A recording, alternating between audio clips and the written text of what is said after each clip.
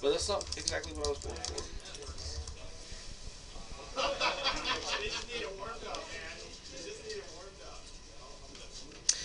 Alright guys, so we're here at round 2. It does say round 1, but that's because I've forgotten to change it. Round 2 of tonight's Friday Night Magic tournament from Lost Legion Games and Comics in South Charleston, West Virginia. It's the last standard tournament for fun favorites like Thragtusk, Liliana of the Veil, and Geist of St. Traft.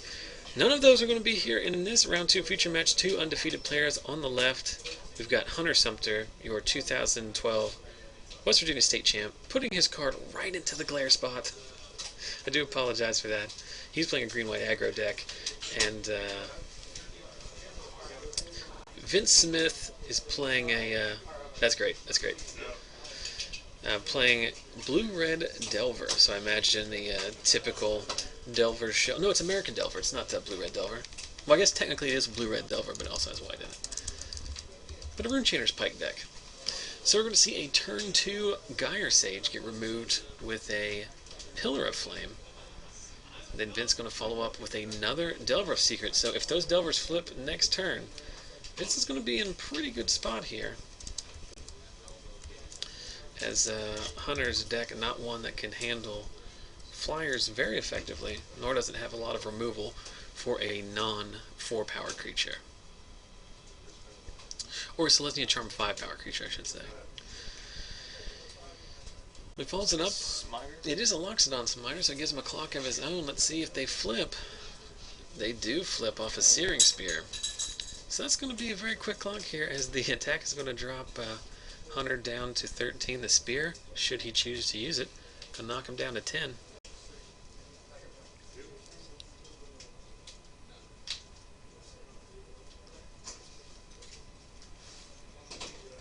This one might be a quick one, as Vince piles in with both the Delvers.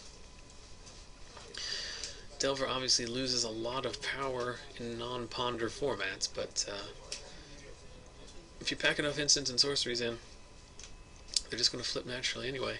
And Vince puts up the best wall in Standard in a Boros Reckoner, which means Hunter is not going to be able to attack with his Smiter and possibly race him back. Vince did have to shock himself twice in order to get those 2 Delvers into play early in the game. So I see a Selesnya Charm in Hunter's hand.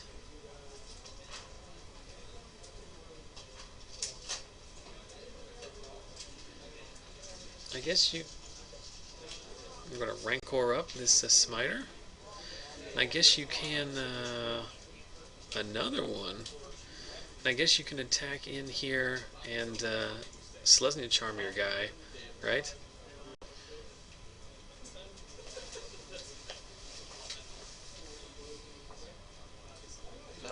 The Smiter at 8 power, right? Oh yeah, this can't be right? Then he would lose to the backswing from the Delvers. Unless he has something.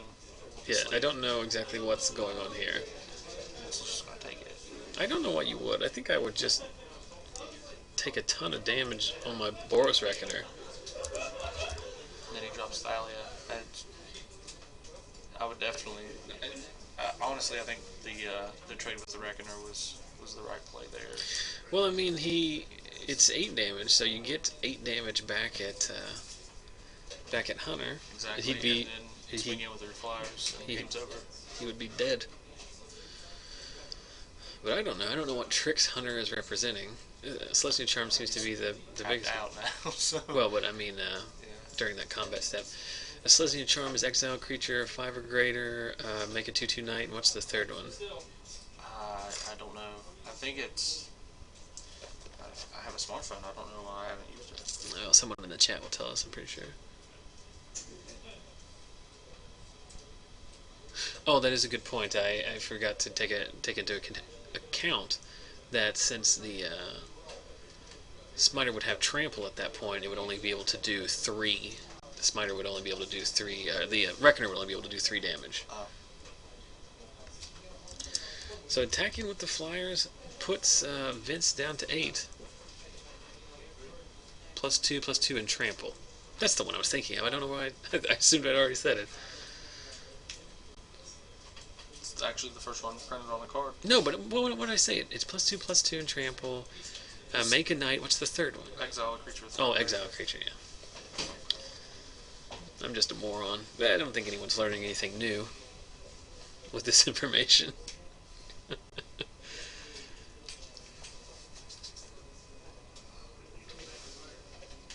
So Hunter thinking about this here. We know he has this Lesbian Charm, so he can attack in here for 10 powers worth of damage, 7 of which will trample over. So this should be good enough, right? So we know Vince has a Searing Spear. It's going to cost him 3 mana to use it. So you can take out Thalia. 4 mana for Midnight Haunting. Midnight Hunting must be because, I mean, Vince is running Pikes, right? Yeah, I would hope so. Well, I don't think you play Midnight Hunting in this type of deck unless you do have the Pike to stick on him. So there are the blocks lined up. So we know the Charm is there. So 1, 2, 3, 4, 5. Charm the Thalia. So the Thalia, it's going to be 1, 2, 3, 4, 5, 6, 7, 8, 9, 10, 11, 12. 12 damage coming in. We know that he can soak up 5 of it. So he should go to 1 and live, right?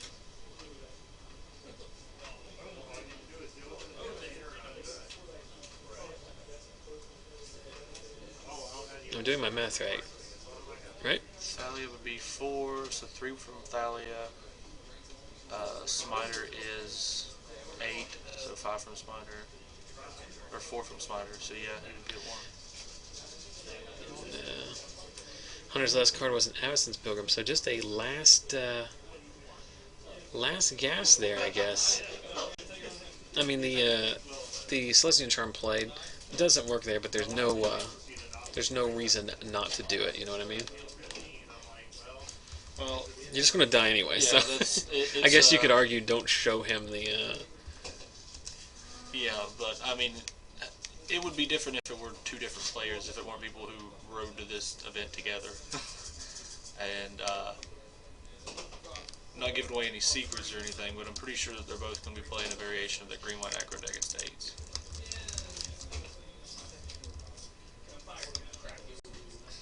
Or that was a plan like 2 weeks ago.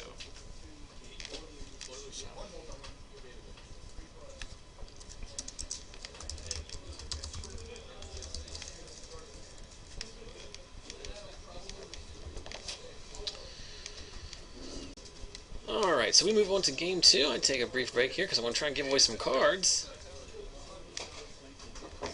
Last week we had 1,000,000 giveaways, so if you weren't watching last week, it was the 1-year anniversary of this silly little broadcast that we do. So we're back into it. We've run out of giveaways courtesy of Cliff Markham. He donated a lot of cards and we gave away a lot of cool stuff. Over the last couple months, we gave the last of those away during our anniversary party. And I have run out of rock, paper, scissors cards because, Probably are no more in existence. well, when I started doing this a year ago, there were literally hundreds on every retail site, and they costed like 15 cents. And now they're all sold out and cost $1. So I'd like to think I had a little bit to do with that, but I wish I hadn't because,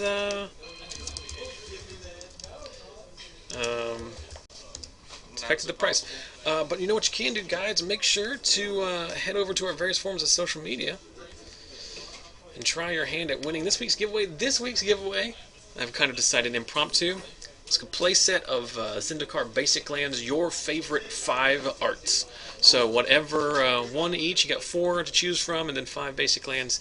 So if you want to play a set of Avons, you want to play a set of Young Park, Veronique, the other ones, if you want a Cup Island, I will gladly send you a Cup Island. So you get a chance to win. How do you win? You go over to our Facebook page at facebook.com/ZachSellsMagic. Make sure you bookmark that site as we have daily content, spoilers, videos, general Magic news, and then stuff about the stream.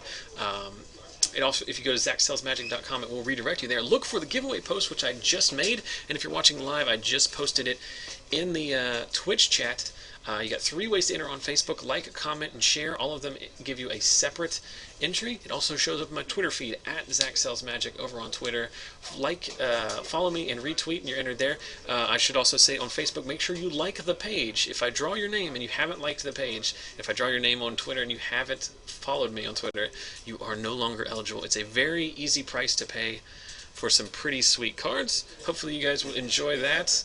Like I said, you get to pick whatever. Over the last 13 months, we have given away, I don't know, probably 30 sets of rock, paper, scissors cards, tons of promo foils, tons of oversized promos, just other foil cards, altars, all kinds of cool stuff. So make sure you stay tuned each and every week as we do give something away. There, of course, are our various forms of social media. You're obviously watching now live on Twitch, so make sure you click the follow button, so you'll be aware of any time this stream goes live. We do broadcast each and every week, 6:30 p.m. Eastern. And again, I'll mention next week, Theros Release Party will have booster draft, including hand cam. So make sure you check that out.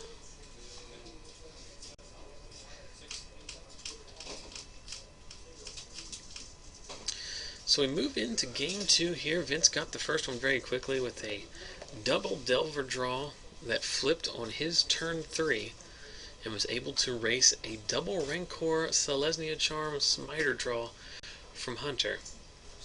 So one way or the other, the games are going to end relatively quickly. So no 1-drop from Hunter, does not have an Avacyn's Pilgrim or other Mana Dork in this situation.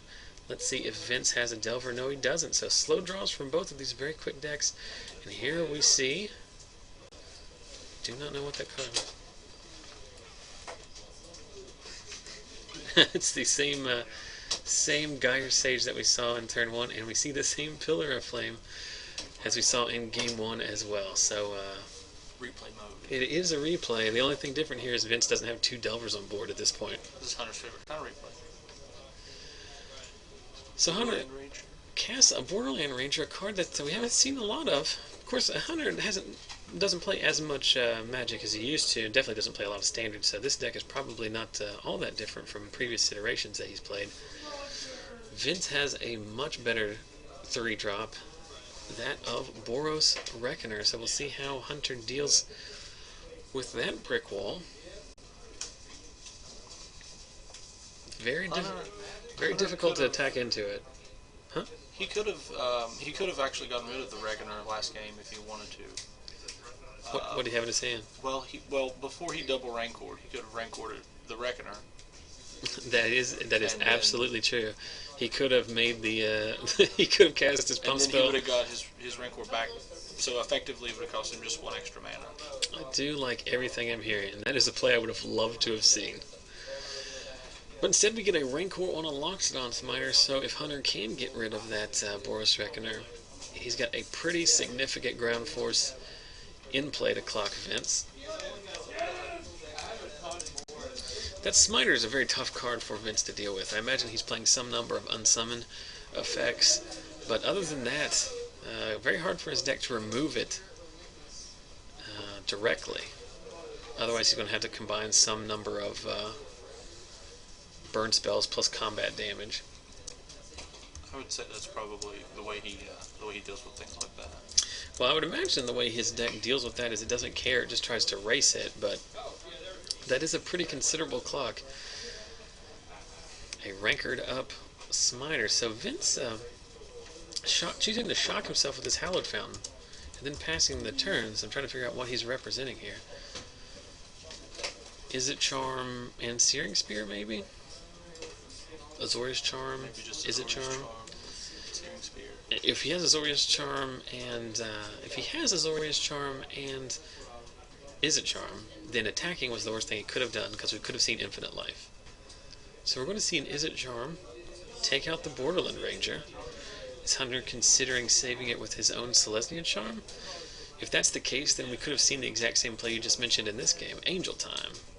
Angel blanking the Borderland Ranger, or at least on the stack.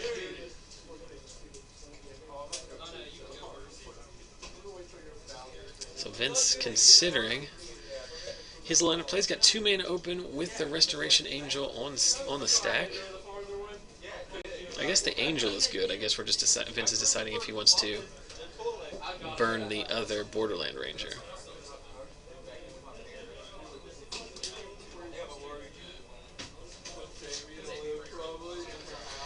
Does he have double Is It Charm? He does have double Is It Charm.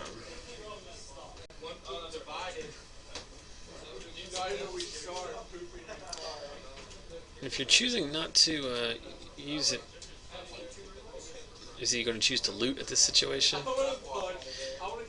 He has a War Leader's Helix in his hand, so that's his answer to. No, I guess Hunter just indicating that he hadn't gotten to his end step yet. He was going to play the land that he got from Borderland Ranger, so that's why he chose not to use a second charm on the Ranger. He's using the looting option on Is It Charm to try and find a way to dig out of what is a somewhat unfavorable board state here. And again, I apologize for the glare, guys. It is a temporary problem we have to deal with this week only.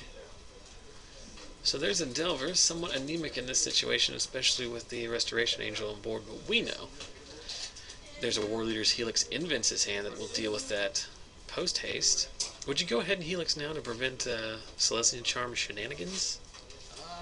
I don't know. I think I'd probably save it, and I don't know that I would Helix the Angel, just because the Smiter is. I mean, it's already there and it's already much bigger. Oh yeah, I forgot that it also hits that. I'm just bad at this game, Joey. So Hunter serves in with the team here.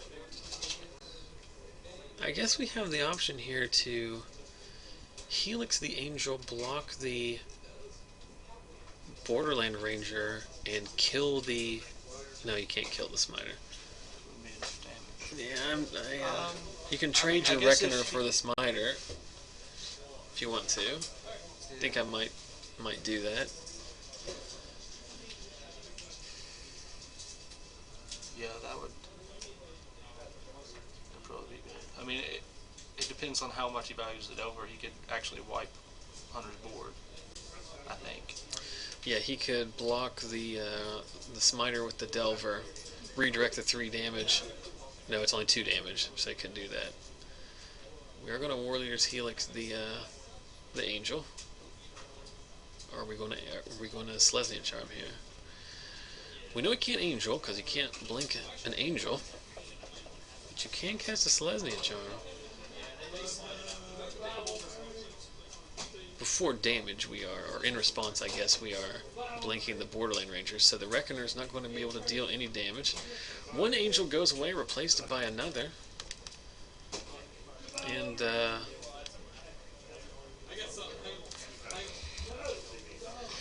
Vince is going to take 6, but gain 4. So he's going to drop down to 8 in total here. And still have the Reckoner and the Delver. Mm-hmm. But still in a pretty tough spot there. Hunter plays yet another 4, so we're going to Rancor up the Flyer. Nope, just playing an Arbor Elf. And I do have to give Hunter a lot of... He's putting all his cards over there because we had told him about the glare. I didn't mean for him to have to change the entire way he plays Magic, but I do appreciate his help there. So a Syncopate revealed off the top. That's going to flip the Delver.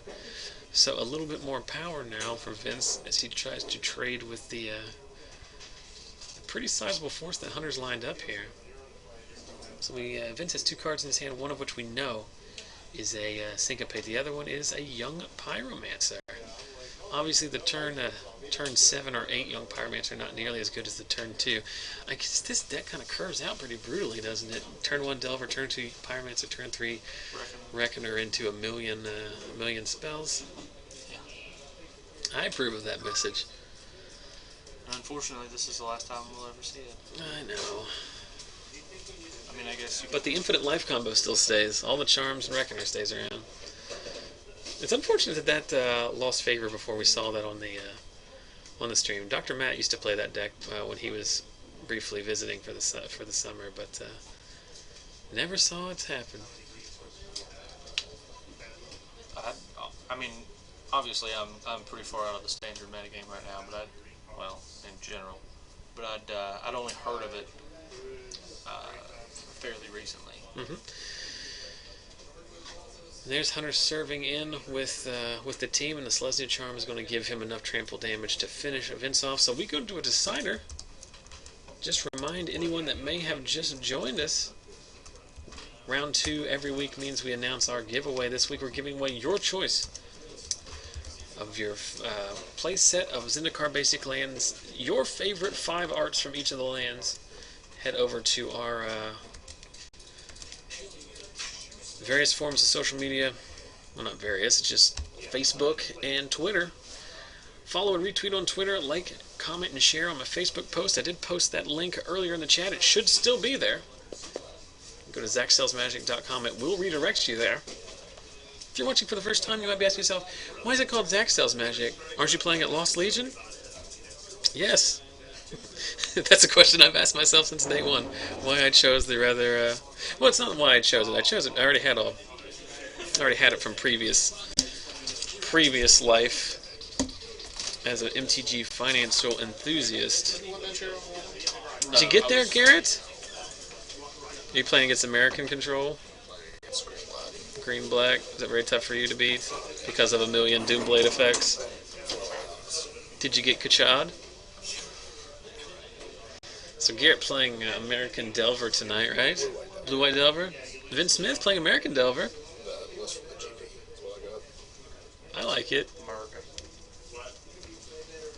I like it a lot. You know what else? You know what we're giving away this week, Garrett? Bunts? Butts. Did you say butts? That's what it's come to. It's not even 8 o'clock, and we're already saying butts. You've had a long day, right? I just had a long match. A long match. I understand how it goes. But this week, I decided we're going to give away some Zendikar Basic Lands. Uh-oh. You get to choose which 5 of each type you want. That's $5 retail value. Also, where did you get these Basic Lands from? From my personal collection. I know, that's why I'm listing over here. I've never given them away. I have more of them than any other Magic card in existence. Or, I mean, in my own collection. I'll gladly give them away if it helps spread the, Start spreading The Trop deal was there. today. What is it? The Trop, regardless shot. That happens. I believe it. It's like an idiot. I'm not going to argue with this. This is a proven fact. I mean, Water is wet, the sky is blue, and I'm not very good at the game of Magic. We're trading. especially Trading? It was to make up for the spitting image incident. That's what it was. What did I do? The spitting image incident. I hope I didn't. I didn't mean to. If I did. Oh, dang it. My only weakness is not caring. Apathy, my only weakness. Was this game 3? I love this art. This is game 3. Vince got there off the back of two Delvers in the first 2 turns that naturally flipped on. I guess they all have to naturally flip at this point. But on the 3rd turn, and just. I had one that didn't flip for 6 turns. Well, that's because you're you and he's Vince. I did have a tower in though, and I cast 3 spells that I didn't play. But we are off here in game 3. No turn 1 play from Vince, no turn 2 play from Vince. But we do see a handful of 2 Boros Reckoners. Hunter has cast a Gyre Sage on every turn 2 of this game, and it's gotten Pillar Flamed both times. They're 9. But I don't think it's going to get... Well, why do we not cast the Boros Reckoner here? I guess we're leaving up Syncopate, is that correct? That seems like a... Turn 3 Loxodon Smiter. Seems like an unfortunate choice here, as Vince knows Hunter is playing Smiters, and you can't counter Smiters. You can target them. They're just uncounterable. They are just... Here we go. Here's your answer. We are on the Midnight Haunting plan. So obviously hoping to load up a big pike and get there. Is someone out there eating pizza? Not that I know of. Well, then the store just naturally smells like pizza, and that's the best advertisement we could ever give for Lost Could be Legion. my new cologne by Usher. By Usher. Deep Dish by Usher. It was a toss-up between that and Thick Crust. Vince Thin Crust by Usher. Guys, I'm not a marketing genius by any means, but I'm not sure if a men's cologne that has the word crust in it is going to sell very well. I'm gonna stretch out, stand out on a limb and guess that, but Well, By Usher is what if sells yeah, it. I mean, if Jay-Z were to put his name on it, it would sell. I mean, I'm just saying. well, I'll call him up. I call him up. See if he's willing to endorse that It's like, product. hey, do you want to make some men's clothes? Hey, girl. So we're not leaving a blocker back for the Spider, trading two. He likes to damage live dangerously. trading 2 damage for 6 here. Oh, even more. Angel is going to get syncopated. Is there any reason why we cast that? As he cast that mid-combat, I guess. I think damage was resolved. No, I think it hadn't. I think they just skipped ahead to that because Hunter went back and changed the die back to 1. So I think... because that's the only reason why you would do it on your turn, right? Just try and get the extra point of damage in. I'm not sure if that's correct. I don't think it is. But I've said many times, I'm not sure that anyone Oh, yeah, can... the evolve trigger. I totally forgot about that.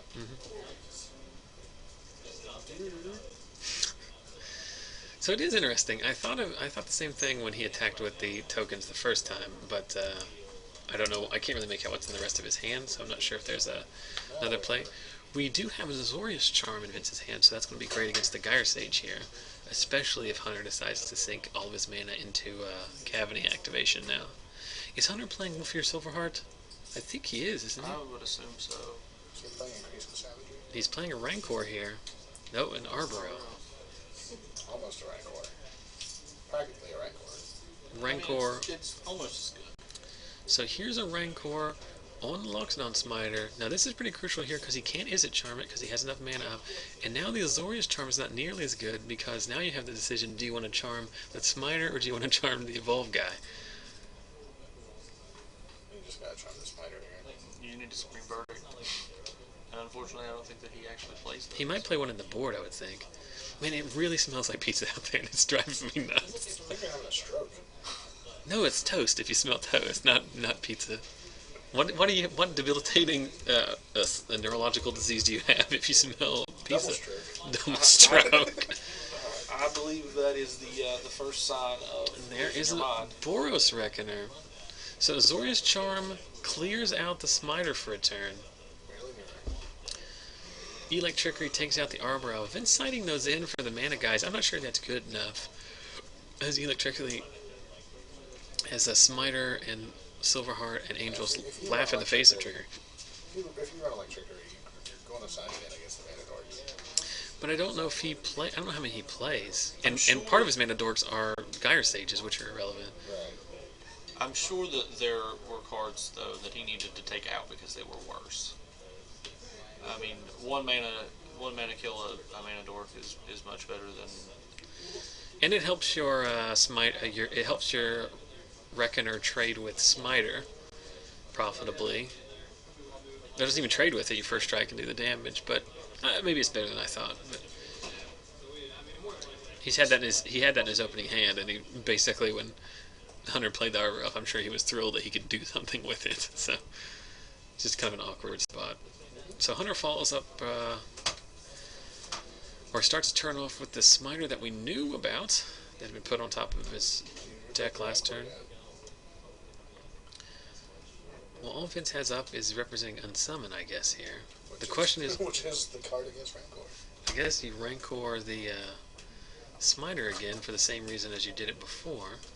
Interesting, I don't think Hunter caught his Evolve trigger on the Gyre Sage. Oh. I don't believe he did.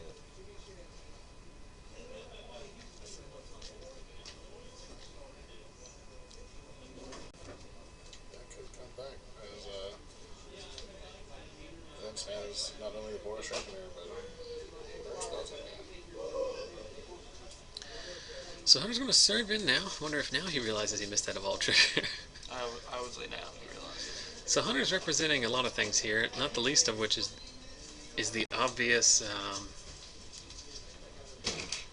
Infinite life. there you go. How do you like that, Garrett? I wasn't even paying attention.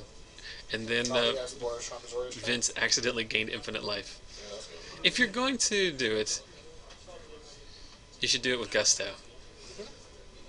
Let's see how far my life counter goes. So that's what happens. Boros Reckoner, before damage, Boros Charm targeting it, making it indestructible, Azorius Charm giving it lifelink, setting up a loop of redirecting the triggered damage back to Boros Reckoner, gaining life, getting another trigger, redirecting, so on and so forth, and Vince has 136 life. That should be good enough. I don't think Hunter has the... Does he have Blightsteel Colossus, or does he have... I would say that the the Midnight Haunting is actually really good right now. What does it... It's just the 2/1/1 Spirit tokens represent a 9-turn clock, and that's going to be good enough to win with. The game is over. Yeah, the game is Why over. are we playing? That's what I'm wondering. Well, I guess these guys are just playing for fun. It may not be over. Well, I mean, Hunter's on the mill plan now. Well, Infect has rotated. There are no... Hurricane. I'm just saying, wipes this whole board except for Reckoners. I wish I'd been paying attention. Like I was doing... I don't know what I was doing. I think I was talking about like a Gavity Township trick, and then he slammed those two cards right into the glare spot, and I was like, oh, I guess Hunter slamming his head down means that he gained infinite life. I had talked about it earlier. It's a deck... That was the deck. That was the first American Flash deck, was Yeah, that. that was the first Reckoner deck. Yes. That was the one that was at the Pro Tour, and it, you know, had the Harvest Pyre little thing too. Harvest Pyre, Thought Scours. Yeah. When Blasphemous Actor, Reckoner, that was the first place we saw that. And then that became popular at the time, but it's a little bit too cute. It's the kind of combo that you get a lot of mileage out of against unsuspecting opponents. Now, Reckoner was like a $4 card when it was first released, right? It wasn't worth very much at all. And then it was And immediately yeah. played at the Pro Tour Yeah, and then that happened. when it shot up to $25. Yeah. Because I was always curious as to why. I mean, I knew it was good. I just didn't realize it was that good. Then, you know, an infinite combo in standard is good. An infinite combo that you can curve into 3 mana, 4 mana is really good. Mm-hmm. Yeah, I was gonna say, it's not like my time is valuable, but what the heck are we doing here? I think they're just. I think at that point, it was just a matter of pride. It was a matter of pride. So, congratulations to Vince Smith. He moves to 2-0 on the night. Remember, 4 rounds of Swiss tonight, guys, followed by no cut. It's just going to be the 4-0 is going to win tonight's tournament. And then remember, I've got some. We do have some information for you. Remember, tomorrow we've got Theros pre-release. We're going to stream that. I'm streaming tomorrow. You're not playing tomorrow? No, I'm not really interested in playing limited right now. You're more than welcome to make fun of me, but I'm just not in the mood. The last 2 pre-releases I've been excited about, and then I've gone to play, and I've been miserable playing them. So I'm just trying to preemptively avoid being miserable tomorrow. Plus it's more. We've never streamed. We always stream the pre-release, but we always stream the Sunday one, which is much smaller, at least half size. So we're going to try and play. We're going to try and stream the big one, and hope to get. We'll watch a couple people build their pools. I'm going to desperately try to study the spoiler as best I can to figure out. Can you explain what the heck the whole system is from the pre-release? Yes. I have no idea what's going on. Okay, so Garrett's talking about. So we switch over to the studio cam here in the broom closet. I got these guys backwards because you switch seats on me, guys. So what Garrett is talking about, he's talking about the Heroes Path promotion, which is coming up here with the pre-release for starts at the pre-release here for Theros, and what that is a series of events that stretch over the entire block at. Starting at pre-releases, then onto the launch party, or the release as they call it now, and then onto the game day over the entire block. What happens is, you start by, it's called the Hero's Path. You pick which path you want to walk down, which basically just means pick which color you want to be affiliated with. Remember, Theros is a heavily monocolored themed set, obviously with Devotion being the leader of that. So you pick which color you want to ally yourself with. You get your sealed pool, and it includes a special booster that's affiliated with that color, and you get a promo that you can play. So make sure you check those out if you're going to your pre-release and figure out which one you want to go to. If you want my honest opinion on which is the best, if you're trying to spike your tournament, if you're that guy, you should probably play white. I think that's the way to go. I think it is the best monocolored set, and the promo is good. But in addition to that, you also pick up a hero card, which is basically acts like... Is that finite life? Hold on now. It was 136. It was actually the number. Sorry, go ahead. It was It's, a billion. my thing only goes up to 136 apparently. But to finish the question we were asking about the Hero's Path, so you get your allied color, you pick your color you want to play with. You don't have to build that deck necessarily, but it seemed like Return to Ravnica, it helps you a little bit because you're going to get some cards in your colors. Then you pick up a hero card, which is basically like an old Vanguard card. It's something that you use along the way as part of the challenges that gives you an extra thing, like the white That's one. what I'm not understanding. The white one helps you gain life. These are all outside of the actual tournaments, so it's not like you get to play with it in your tournament. But the white one, I think, prevents the first damage from something. I think another one does one damage. I can't remember, but they're all spoiled. Then at the game day, you'll take on the Hydra, because obviously the Theros is Greek mythology based. So the Hydra is a pre-constructed deck that's played sequentially. So it's basically like playing on a challenge on MTG or on Duels of the Planeswalker, where there's a preset sequence that you have to beat. The hero card helps you, obviously, because it helps you prevent damage or do damage. It helps your deck. And then you have to beat the Hydra, and it plays certain cards every time that do something. If you've ever played Horde Commander, have you ever played Horde? Like Zombie Horde? Well, it's basically a multiplayer game like a Arch Enemy game, where there's a special EDH deck called the Zombie. It's a Horde stack. You can make any kind, but usually the one is zombies. And it has a bunch of zombie tokens and a bunch of spells, and every turn it just rips cards off the top of it. All the tokens go into play as creatures, and then it casts a spell for free. And then you just have to, all of their guys attack every turn, and you just have to beat the Horde. So you're all teaming up to beat it. And it plays the same kind of way. It's like you know what it's going to do, you know how it to react. So that's a fun little thing they've added in to this set as a fun kind of way. So the main thing you need to know for tomorrow, if you're playing at your local pre-release, which I obviously hope you are, is you need to figure out which color you want to align yourself with, and then go from there. You can't really go wrong. Red seems to be really good too.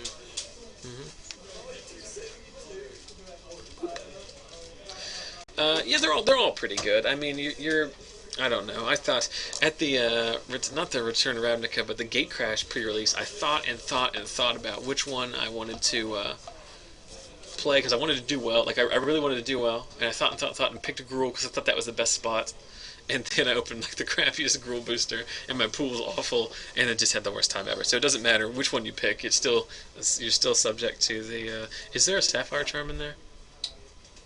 No. A blue one. No. I have Sapphire Charm if you need it. It should play that instead of the Dismember in that Omnitel deck. Okay. That's something we can do later if we have extra time. We What can is go. a local enchantment? Well, there used to be local, but we're talking about World. off camera. You can't see it here. I'll try to take a picture, but there is a box of bulk from the store, and every time for the last few months, every time Garrett goes through it and finds a bunch of goodies, there's artifact lands in it, and he found Raise the Alarms and some unhinged cards. But you've also found this Hope. Is it Hope Charm? Hope Charm, which says destroy target local enchantment. Local enchantment and global enchantment were old rules text back in, like, obviously in Visions, but the 4th edition, global enchantment is like your Burning Earths, which enchant world, Okay. and then local enchantments were like Pacifism, which enchants a creature, or, Blighted Earth, which enchants a land. So those don't exist anymore. Now it's just auras and enchantments and things like that. So let's take a look at creature gods.